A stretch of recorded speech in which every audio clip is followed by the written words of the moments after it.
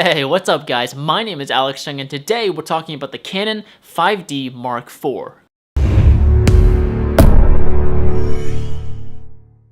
If you're a filmmaker in the market for a new camera, there's tons of different options out there, and the best one is the one that fulfills most, if not all, of your needs. Here's why I think that the Canon 5D Mark IV might be the best camera for you. The 5D Mark IV has been out since 2016, and it shoots 4K up to 30 frames per second, 1080p up to 60 frames per second, and 720p up to 120 frames per second. It's a full-frame camera that has the same dual-pixel autofocus system for video that you can find in their Cinema EOS line and some of their newer DSLR models. Now, I've had the 5D for about 2 months now, and the main reason I can tell you why I chose the 5D over one of the Sony A7 cameras is because of the dual pixel autofocus. It is hands down one of the best autofocusing systems that I've ever used.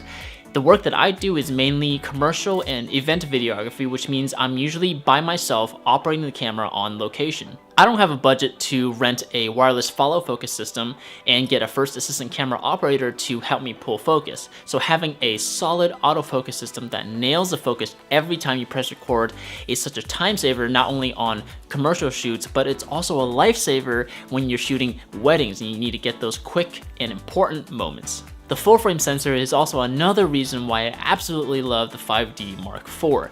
Not only does the full frame sensor give you that shallower depth of field for that oh so good looking bokeh, it also performs much better in low light situations versus smaller sensors like the APS-C or Micro Four Thirds. The bigger sensor allows you to let in more light so that you don't have to crank the ISO super high in order to get a decently lit but really noisy image. Again, because I do a lot of event videography, I don't have the luxury of lighting the location, so most of the time I'm stuck with using available light. And having the ability to gather as much light as possible while keeping the ISO relatively low is something that a full frame sensor like the 5D excels at. The ability to shoot 4K at 24 frames per second and 1080p at 60 frames per second for slow motion on this camera is one of the last reasons why I really love using the 5D.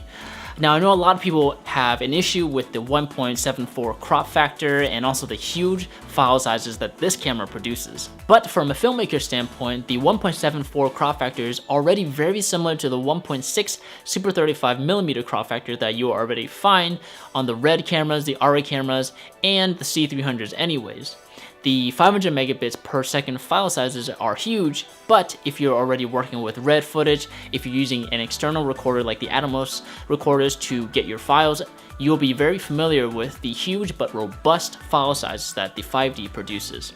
I've got a couple links down below for some of the best SD cards that you can find for the 5D Mark IV. The 5D's build quality is excellent, and it's one of those things that you really don't consider sometimes. Ergonomically, it's really comfortable to hold in the hand, and the fact that it has weather sealing means that I don't have to worry if I'm going outside to shoot and all of a sudden it starts raining.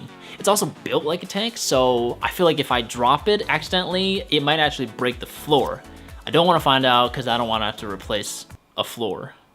Now, moving away from the pros, let's talk about some of the cons and maybe why you absolutely don't want to purchase this camera. First, the video recording capabilities of this camera is limited to 8-bit internal and external recording.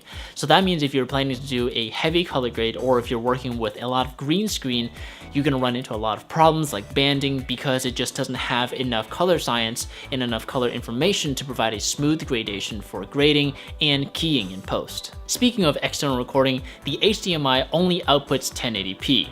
4K output on this camera is not supported.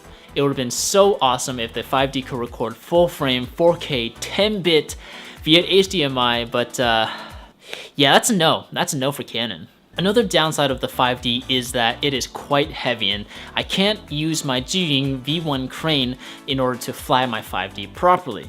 The bulkiness of the mirror inside the camera adds to the overall weight of the camera, and with a full frame lens attached to it, it just makes it way too heavy. In order to get that gimbal shot, I'm probably gonna have to look into getting either the Ronin M or Zhiyun's Crane 2. One of the last things to consider is that full frame lenses can be expensive.